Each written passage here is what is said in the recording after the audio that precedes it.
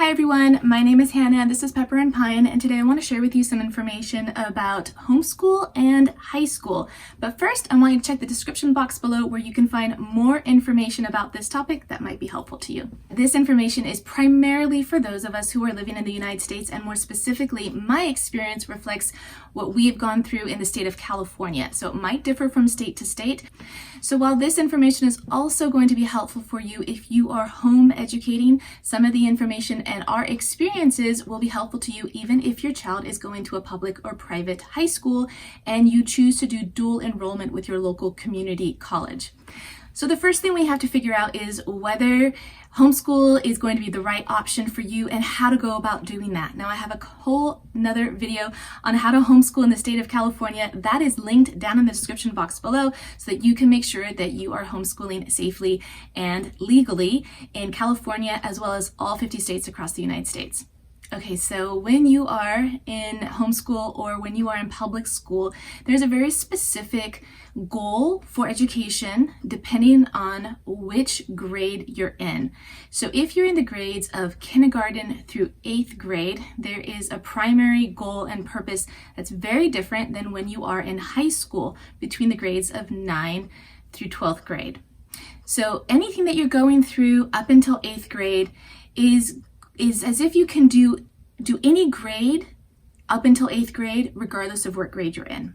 So if you're homeschooling and you are homeschooling a 5th grader, for instance, you can do content that's in 1st grade or in 8th grade. It doesn't matter as long as it hits somewhere in the state standards between 1st grade and 8th grade.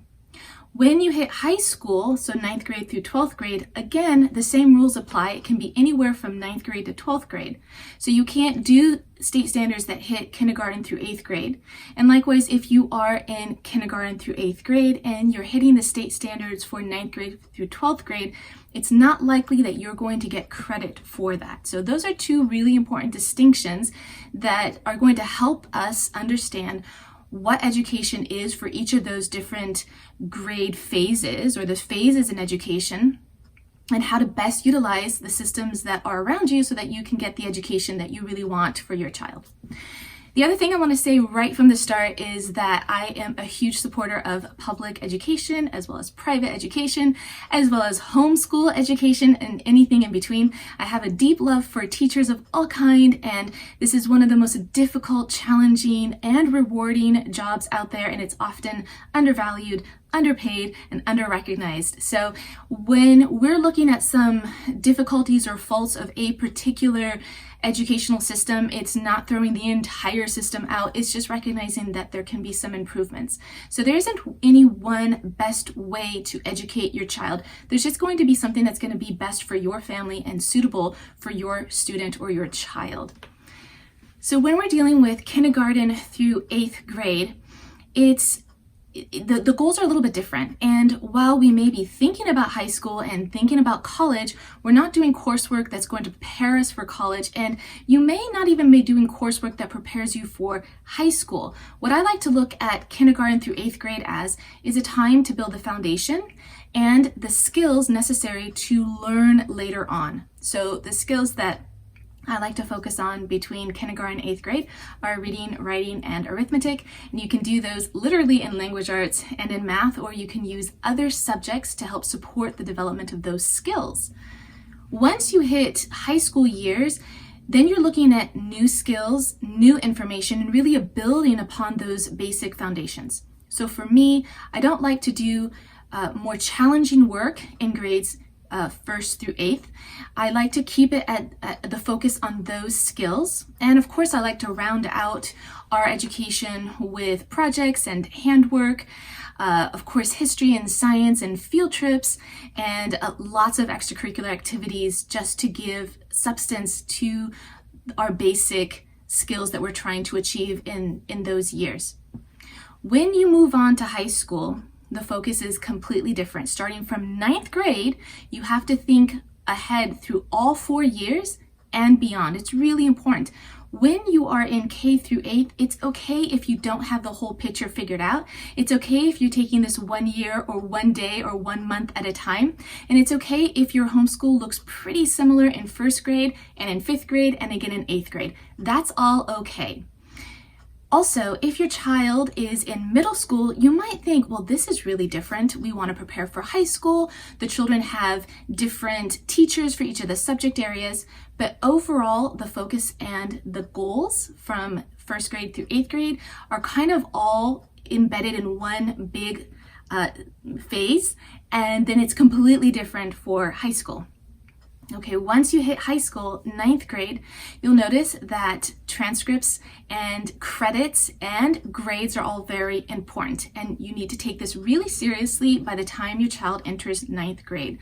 Because if you intend for your child to go on to university, then those grades and the grade point average and the coursework and the credits are all going to be really important, starting from the time that your child is in 9th grade. And it's going to be even more important if you decide to do dual enrollment with your local community college, because those courses are going to end up on your transcript, and those grades and grade point averages are going to be included when your child transitions into university, either through a transfer program, or if your student completes high school, those grades are going to be included in your high school transcript. Okay, so let's put kindergarten through 8th grade or 1st grade through 8th grade aside for a minute. And let's just talk about what's necessary to get into 9th grade. So for me, the basics for my students by the time they end with 8th grade, so that's about the age of 13, I want them to have mastered the basics in reading, writing, and arithmetic. Now, this is the basics. I want them to know it really well, and I don't necessarily want them to do high school or upper division or rigorous work. I want them to focus on the basics and to be very comfortable with it and to do it really well. So reading comprehension, being able to read a passage and understand it, and then narrate it back or analyze it. That's one part that's really important. To have a really good sense of numbers and the 4 mathematical operations, to be able to do it easily and with proficiency, and to be able to do it with whole numbers and decimals and fractions and percents. So those are just the basics. You can definitely add more, but I prefer to limit the additional lessons that I add in math, except for we will do algebra and we will also do geometry. But for geometry, we do it from a Waldorf perspective. So it's a little bit more artistic and less with the theorems and the mathematical computations. So those are 2 things that I do add in with our math. And then with writing, we do a lot of writing with our main lesson blocks. And so my children tend to be pretty proficient with writing, but we don't do a lot of in-depth essays and compare and contrast essays. Those are a little bit more, that I would reserve those for maybe a junior high and definitely high school. I definitely want to get into those critical thinking skills when my students hit high school, but I want them to be really comfortable with the whole art of writing and being able to take their thoughts and put it down on paper and to be able to articulate both verbally and in a written format. Okay, so once your children now are in high school, they're probably prepared for some more rigorous work and some, I'm going to call them upper division classes, like in English and literature and chemistry and biology and physics and world history and everything else that you can expect from high school. Okay, so what if you're not able to do all of those classes? Well, you have a couple of options. If you are sending your children to a local public school, chances are they have access to all of those classes, and you're not going to have to worry about it too much unless you want to start doing some dual enrollment for other reasons, and we will talk about that. If you are home educating your child, or if you just want to supplement your coursework with, suppose your child is in public or private school and you want to supplement that coursework with other lessons, then we have a couple of options available to us. As a homeschooler, we need to think about our 4-year goal for high school, and most importantly is we have to think about what our goals are beyond high school. Now, while our children may have a very definite plan, I often find that some students or some children are a little bit lost in how they want to go about achieving their goals. This is where you as a parent have to come in as not just a parent, but a mentor and a counselor to help them achieve their goals. This is not the time to have a hands-off approach and let them figure it out and stumble along the way. Those are great parenting and educational skills when the children are a little bit younger, but at this point, they really need your mentorship and your counseling and your advice moving forward, because it is difficult enough to figure out what you want to do, to go to school, what major you want to major in, what university or college or trade school you want to go to. It's already difficult enough to figure those things out. So we as parents need to come in and really help our students map out their goals for not just those 4 years or less, depending on how you decide to do high school, but also beyond. So how are we going to go about doing this? The first thing is that you definitely need to have some idea of whether your child or student is going to go to university, a trade school, community college, or just get a high school diploma. It's really important that you have that end goal in mind, because then you can go back all the way each grade to 9th grade and have coursework that's going to help you achieve that goal. This is not the time to see how it goes or let's just play it by ear. It's not the time to do that.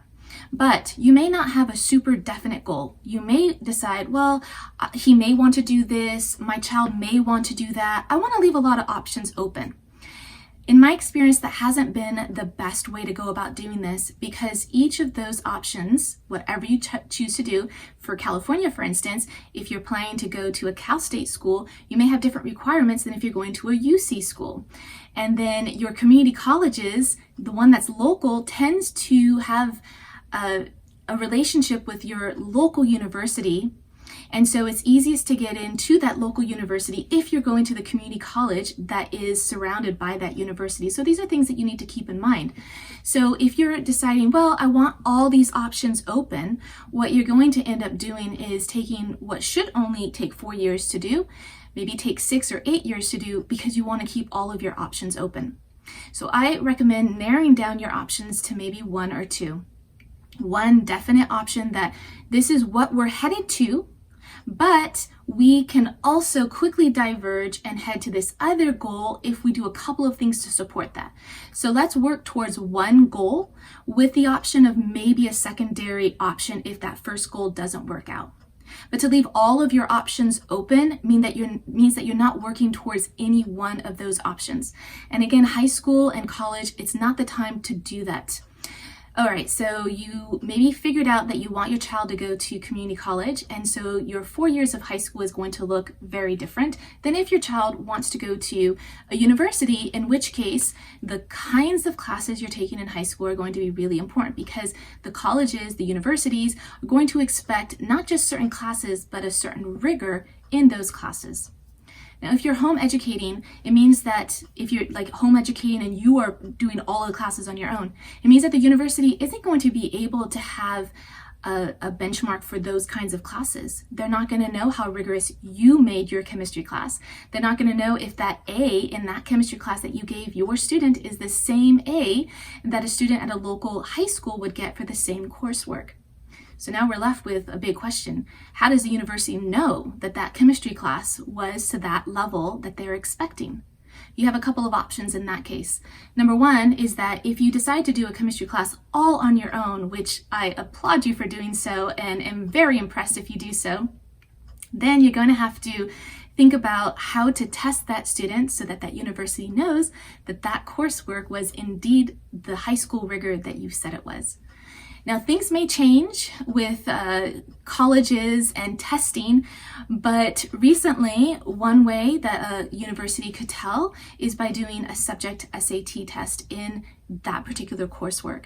You could also do an AP test in that coursework as well, and you could actually do well enough to test out of that class as an incoming student. But the university needs to know a way to assess that class that you took. That's if you're doing it completely on your own. So what other options do you have if you're thinking, well, I don't think I could do chemistry, and in fact, my child doesn't even need chemistry. So here we go. you can outsource that class either at a community college or with an online course that has the standards that can be understood by the university, like a class that the university accepts as a chemistry class. So you could do an online class, or you could do the same courses at your local community college, which has its pros and cons, which I will dive into as well. If you're doing an online course, chances are that the majority of the coursework is going to be online, and that's something that you'll have to consider, whether that is the way and the approach that you want to go. I preferred not to do online classes. I really wanted to have in-person classes for my students. It was just a personal choice that I wanted, especially since the majority of our homeschool was done in person with me as their teacher for most of their classes. I really wanted them to have that for their high school experience. So it left me with a limited amount of options in order to achieve my goal. And so to do this, I chose to do dual enrollment at our local community college so that they could get in-person classes for the coursework that would be considered high school and, more importantly, college level, so that they didn't just earn high school credits, but they also earned college credits, which also has its pros and cons, which we'll also dive into. So taking courses at your local community college has its pros and cons, it has its difficulties, and it's not maybe the best choice for every student. Here's how I evaluated it for our family. The first thing is that before I sent my children to community college, they had to look like they fit there. They couldn't look like elementary school students. They couldn't look like high school students. They had to be mature enough to look like they could fit in with their peers. And granted, they were 3, 4, and maybe 5 or 6 years younger than their peers when they finally did go to community college. And so they weren't actually the same age, but at least they had to look like they could fit in. For me, that's post-puberty. If your child hasn't hit puberty, chances are they haven't gone through their growth spurt, they don't look like young adults, and therefore you may find that they will have a more challenging time, maybe, being in a college environment. Now, you may not have this as your criteria before you send your child to community college, but it certainly was a criteria for me. I didn't want them to have any social issues being a young student in a college environment. And I just felt that they would be more mature and ready for the academic rigor if they were young adults in post-puberty. So for my students in 9th grade, they weren't quite ready for it. And really, 9th grade was quite a transition year for us in our homeschool. Now, I have 4 kids. The youngest is 9. I have a 13-year-old son, an 18-year-old son, and a 21-year-old son. Now, my 21-year-old is done with university. He did dual enrollment for high school and community college before he exited high school early, then was a full-time community college student before he transferred to a local university. He graduated from that local university with dual majors at the age of 20 and then went back the following year to work on his master's. So he'll be done with his master's soon. So he went through homeschool, through high school, dual enrollment, university, community college first, then university, then his master's. So he's gone through all of it. And now that he's gone through all of it, I can reflect more deeply on his experience and see where things went really well and where things didn't go so well. And what's more alarming is that even though our second son has taken a very similar path, his experience is very different, even though they pretty much did the same thing. So you may have, a great experience with one of your children, and then your next child does the exact same thing and has a completely different experience. And this was a little bit disheartening, but also the reality of what happens when you start to outsource these classes. And also it takes into account not just the situation and the school and the teachers, but also your child. Each of your children may have a different experience in whatever educational setting that they are in. So when you are in community college, and for me, it's when you are old enough to be there, then you might be there as a high school student, or you might be there as a college student, a full-blown college student, where you've either exited high school or graduated high school. Let's talk about exiting high school early. When my children went to community college, we found that it was extremely difficult to get the classes that they needed. In addition, they had to have approval from their principal, which in one case was me, and they were limited in the number of classes they could take. This made it really difficult to get the classes that they needed and not waste a lot of time. We decided to have my children exit high school early. Now, this is a decision that you have to take very seriously, because when you exit high school early, it's like being a high school dropout. And I would only suggest this if you were very confident that your children could have a college diploma, or if you were adamant that a high school or a college diploma wasn't necessary and you chose to do a completely different route. But just remember that when you exit high school early, it is the same as being a high school dropout. It's just that you are now legally allowed to leave high school and seek higher education or seek a job. If you do not exit high school properly, either with a diploma or through testing, your child then will be truant and drop out. And we don't want that on the record because it can pose problems not just for your student, but for you as a family. So I'm going to put those legal things aside, but don't let your children be truant. Do enter and exit school properly and legally, and do let the administration know, especially if you decide to homeschool. If you don't go about it in the right way, your child can end up being truant, and we don't want that to happen. It's not good for the student. It's definitely not good for the family. Okay, so if you exit high school early, and in the state of California, currently, you can still take the CHSP test, and that is the California High School Proficiency exam. And it is in basically 2 subject areas plus a writing test, or essay rather. So there's a math portion and an English portion, and then a writing portion. So again, you're looking at basically the 3 R's is what they call them: reading, writing, arithmetic. The California High School Proficiency exam really just focuses on the basic skills, which is such a relief.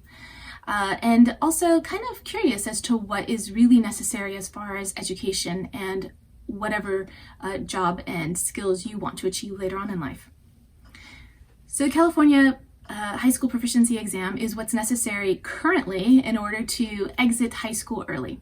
Now, there are a few times a year when you can take this exam. There is a cost for this exam, and there are other parameters that need to be met before you can actually take the exam. Once you take it, if you pass it, you do not actually need to turn that information into your local community college. You could do this when your child is, or your student is pretty young in high school, all the way up until nearly time to graduate. You've got lots of range in when you can take this exam, and you don't actually have to submit it once you take it. Now, the community college will want to see that exam, or rather the passing, the certificate that you've passed that exam, if you want your student to take full-time community college courses, as well as enjoy some of the other aspects of community college life. And I believe sports is one of them. You are not allowed to play sports currently. And I want to say that all of this information has to do with right now, things change all the time in education, and rules change all the time as well. So do check all this information out before you decide to embark on any one of these plans or goals or options for education. So currently, you're not allowed to play sports if you are still a high school student taking dual enrollment classes in community college. Okay, so if you pass your CHSP, your exit exam, you still don't need to turn in that paperwork to your community college. So if you don't turn it in, then you're still essentially a high school student taking community college classes. Now, what is this going to look like, and what does this mean for your high school and your college future? When you're taking community college classes, you are taking one of 2 types of classes in general. You're taking either transferable classes or non-transferable classes. Now, when my children first went to community college, we decided not to have them test into any higher classes. We wanted them to start right at the bottom because they had never been in a school setting before, and we weren't sure how they were going to handle it. So we decided that their first classes were going to be really basic classes in math and English, just so they could understand the college environment, the school environment, studying for tests, taking tests, and everything else that goes along with a traditional school environment. So in doing so, they were in some interesting classes. They were in some very basic classes. So basic that I would actually place them at about 9th grade level, 9th grade high school level. Remember, these were community college classes designed for students who had graduated from high school. So that was the first thing that was a little bit alarming for me, that these classes were so basic. They weren't even 10th, 11th, 12th grade classes. They were all the way to 9th grade basic classes. Now, this can be really good if you maybe took a long break from education, or you struggled through school and you need to start from scratch and really shore up that information before you go on to other classes. But what this did for our students was give them a skewed idea of what community college and college life was like, and also kind of reduce their expectations a little bit. So those are two cons to this whole experience that we went through. The other thing was that they were not with their peers. In fact, often they weren't even with 18-year-olds who you would typically think were in these classes after graduating from high school. They were mixed in with students anywhere from 16 to 26 and maybe even older. And this is an environment that you want to really understand and consider before you put your young student, who could be anywhere from 15 to 18 years old, in that environment. Do you want your child with such a large range of students and abilities, especially if you want your child to go on to more rigorous classes in a university setting when you're in a very rudimentary class with students who maybe didn't have the perseverance to go on to college or university. Maybe they're just looking to complete their high school diploma and didn't really want to progress any further than that. Then you're surrounded by a peer group that maybe they're not as dedicated to their schoolwork as if you were. At least for me, when I was in high school, in AP classes and honors classes, you had students who were really dedicated to their work, spent a lot of time outside of school studying, and took their tests and their homework really seriously. And for me, I want that kind of environment for my students, especially since they're going on to university. And that was a whole another experience when my oldest son transitioned from community college into university. There was a semester or a quarter that was a little bit more challenging because all of a sudden you're in upper division university courses, having come out of a community college where students may or may not transfer into university. And you're suddenly in these classes where students have most likely already been there for 2 years, already understanding the rigor of university life, and probably with peers who really struggled to get into these classes and into the university, probably dealing with a lot of straight A students with a lot of extracurricular activities. It's very different than the students that my son was mostly surrounded by. Not all of them. There are other community colleges that are in cities where there is a university nearby where a lot of the students plan to go there, and they choose to go to the community college for other reasons, maybe financial, or maybe to cut down on time, or other reasons, but you're looking at a different composition of students. Okay, so let's say that your child is, or your student is in those basic classes. What next? What kind of grades can you expect? What kind of information is going to end up on their transcript? How's that going to relate to their high school experience? If your child is in high school, taking dual enrollment classes with community college, it's really important that you recognize that whatever starts on his or her transcript, even as young as 9th grade, is going to be there the whole time. So if your child is in high school and isn't the most studious student, and maybe isn't taking that community college class very seriously, you're jeopardizing his or her future. And I don't want to sound so doomsday about one class, but here's what can happen. If your child fails that class, that F is going to end up on his or her transcript. That F may not be included in the GPA if that class was taken in 9th grade, or if that class is a non-transferable class. I definitely want you to double check all this information with your community college or your university or your high school before you embark on these classes, because this may differ state to state, this may differ school to school, and this may differ from time to time.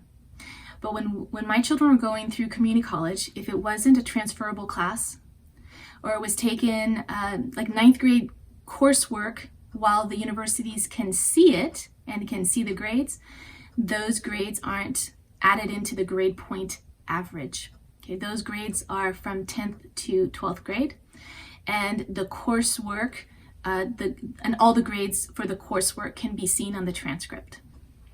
So if your student is taking a community college class while in high school, that credit is going to count for high school, and it's going to count for college if it's a transferable class. If it's a non-transferable class, it may still count as elective credit, but it's the transferable classes that you really want to pay attention to. Now, depending on which state you're in, each high school will count those community college classes either as credit for high school, or in our case, those community college classes were counted as twice as many credits.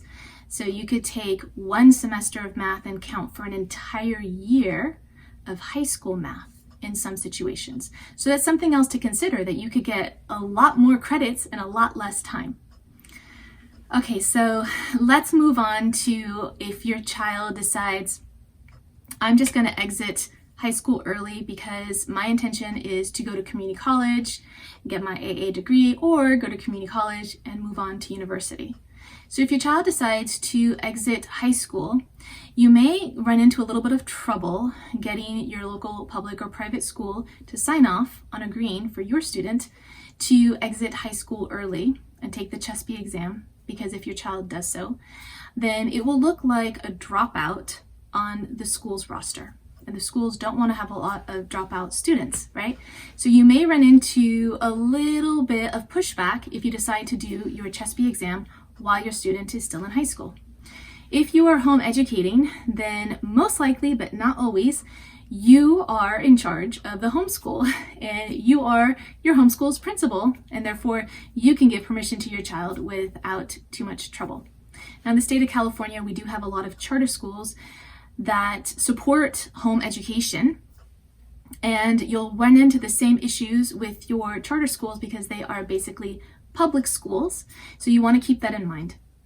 Now, when my first child took the CHSP exam, he was homeschooling through a private affidavit.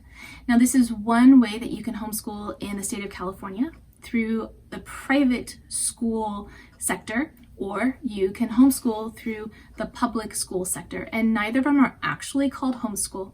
They're basically called off-site education, like the education is happening off-site versus on-site, which will be done at a brick and mortar school or even virtually. But you have these different school entities, either through the private school or the public school sector, and each one has an opportunity to support home education. So you just have to look into it, and that's at least for the state of California.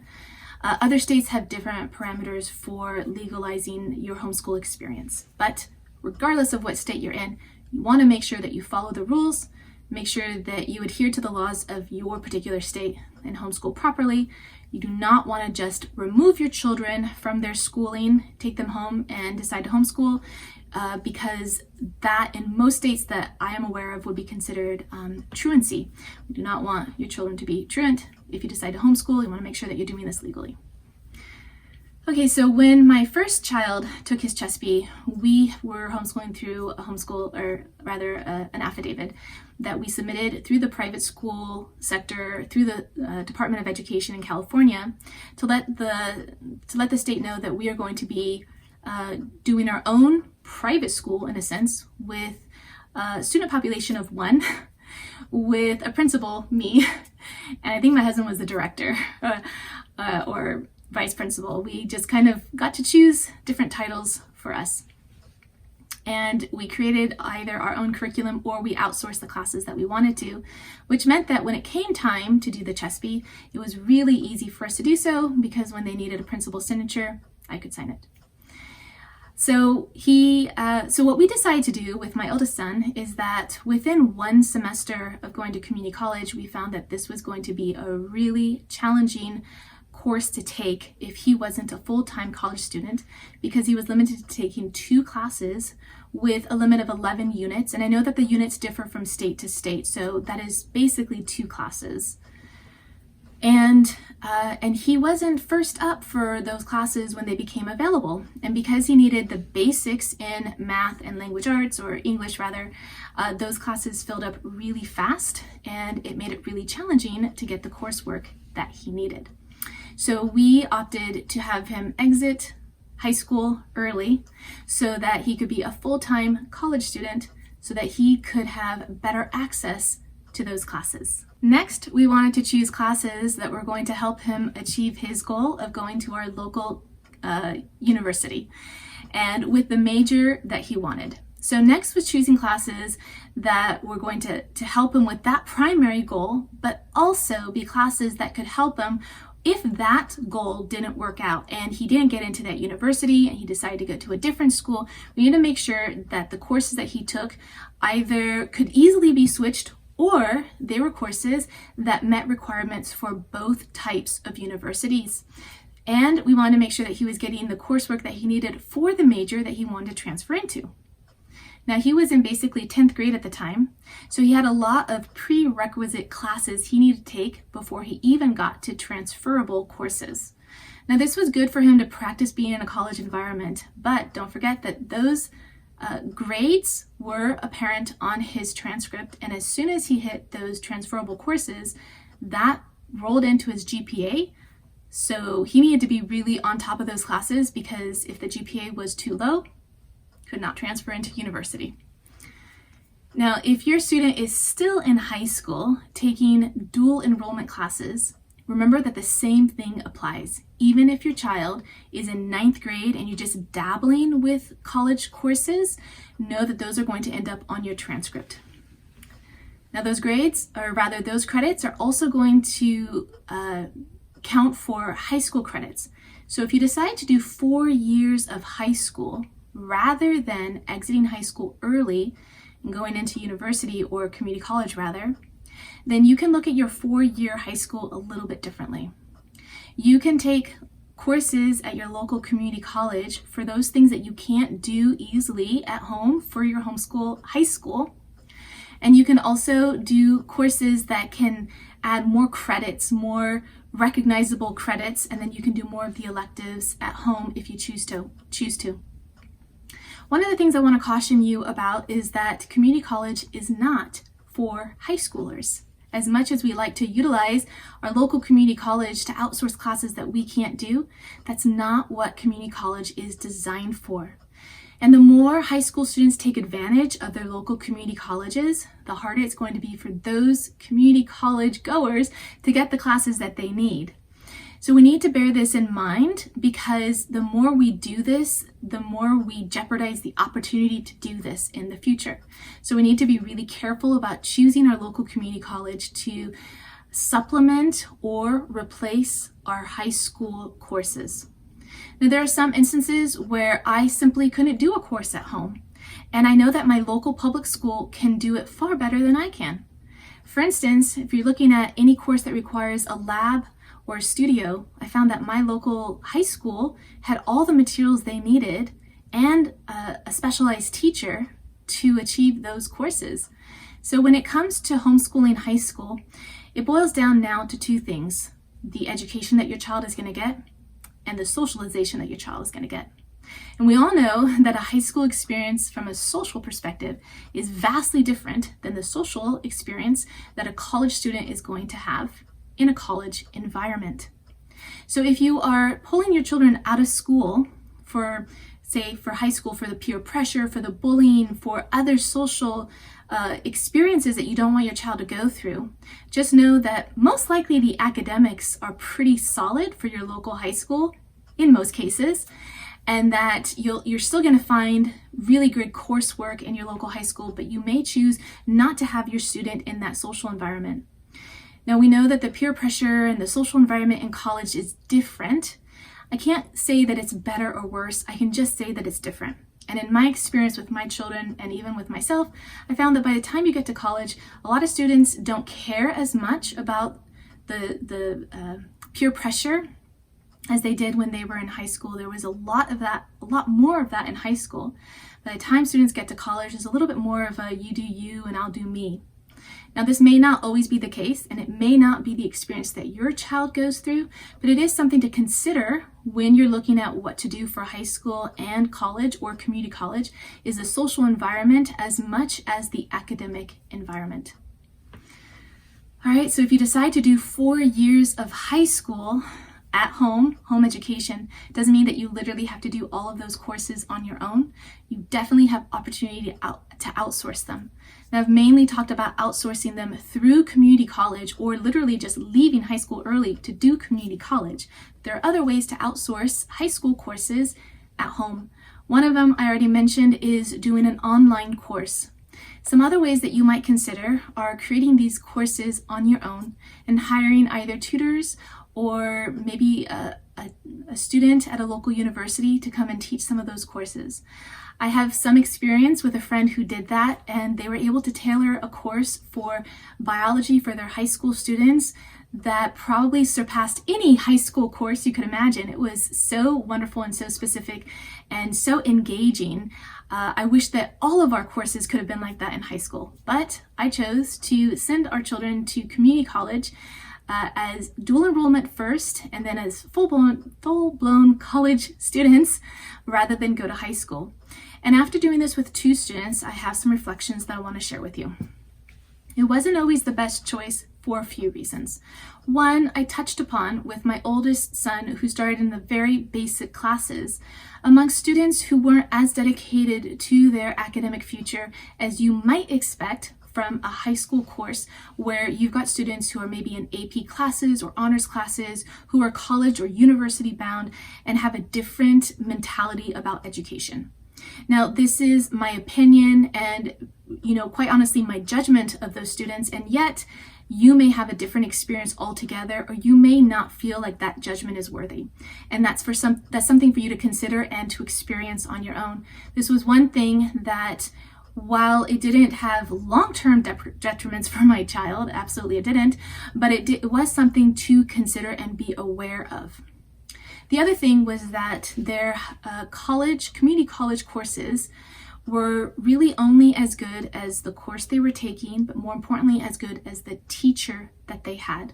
The teachers were everything. And in our first experience with community college, we were fairly okay with the experience. My husband took the lead on cultivating the classes for my son, making sure that the classes were going to meet the requirements that he needed in order to transfer to university, were going to meet multiple requirements so that he had options, and that he was going to get teachers who were good and fair. So he would review these teachers through different online platforms. I think Rate My Professor is one of them, so that he could see whether my son was getting a professor that was going to help with the academics and be fair, or a teacher that was going to be easy and not teach much, or a teacher that's going to be tough and not teach much, or just you can get a lot from those profiles.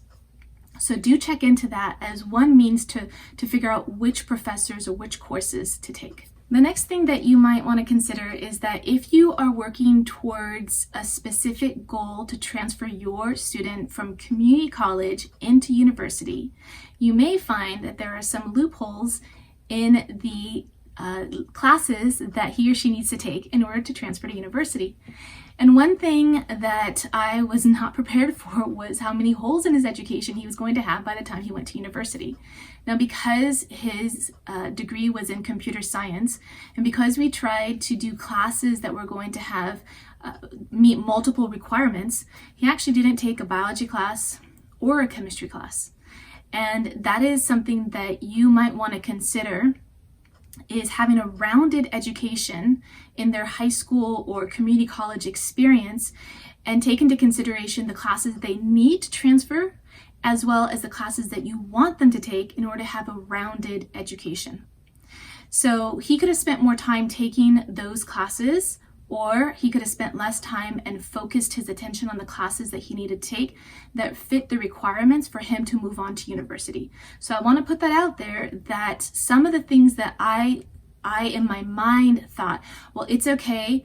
We didn't get to these subject areas, but he will get it later when he's in high school or community college or university. Sometimes those opportunities just didn't come, and it was partly by choice. Okay, the next thing is that community college courses are for community college students, not for high school students. So you're going to get a rigor that is different than high school. In some cases, it's going to be easier than some of the high school courses that you take. And in other cases, it may be more challenging. And you want to consider the challenging aspects of a course for your student, because if it is too challenging and your student gets low grades, that's going to end up on his or her transcript. The other thing is that if the classes are not rigorous enough, then in my experience, the whole idea of community college was diminished because it wasn't this college experience that everyone talks about. You know, once you get to college, this will happen, or once you get to college, these classes are going to be this way. And that wasn't in our experience. So looking back, was it better for us to do community college? Or would have my children been better off if they had done 4 years of high school and then transferred directly into university as a college freshman? The way to evaluate what's going to be best for your family really depends on what the goals are for your student and the ultimate goals for education. Now, I knew that I couldn't provide my students with high school rigor classes in high school if I was going to homeschool. So I could have considered sending my children to a local high school to get those classes, do really well in those classes, and move on directly to university. Now, we chose to do the community college route, which had its pros and cons. In one way, they were able to combine high school and community college and ultimately move on to university at a younger age, because when my children went to university as 18 or 19-year-olds, they were coming in as third years, as juniors, not as freshmen. So they shaved a year or two off of their entire educational experience. Now, that may be okay for you, or you may choose not to have them run that course and you want them to stay in school longer and stay with their peers. Because my students, my children, as younger students with older peers, was also something to consider. And in most cases, it didn't really matter. At the beginning, it was kind of a novelty. Oh, you're only 15, or you're only 16, or you're in college and you're only 16 or 17. Those wore off pretty quickly, and soon it kind of didn't matter because the age difference was quite small, minimal, once they reached university. The other thing is the social environment of community college is different than high school. Now, it may be something that's positive, a positive experience for your student, or it may be something that you want to consider and maybe not expose your children to some of those coursework, the classes, or the social environment. When my 16 or 15-year-old took their first English class, I was a little bit alarmed at the content and literally took a Sharpie marker to that book in some places that I found were quite inappropriate, or at least a little bit not right for his age. That's something else you're going to have to consider. The content of the courses is going to be college level, not high school level, and you may be exposed to material that you weren't quite ready to expose your children to. There are other factors to consider when sending your children to community college through dual enrollment or sending your children to community college early. But I hope that this was enough to give you a general idea of our experience and our pros and cons with this experience and a basic understanding of what your options are. Don't forget to check the description box below for more information. I have a series of videos on the high school experience through homeschool, as well as more information that can help you on your educational journey.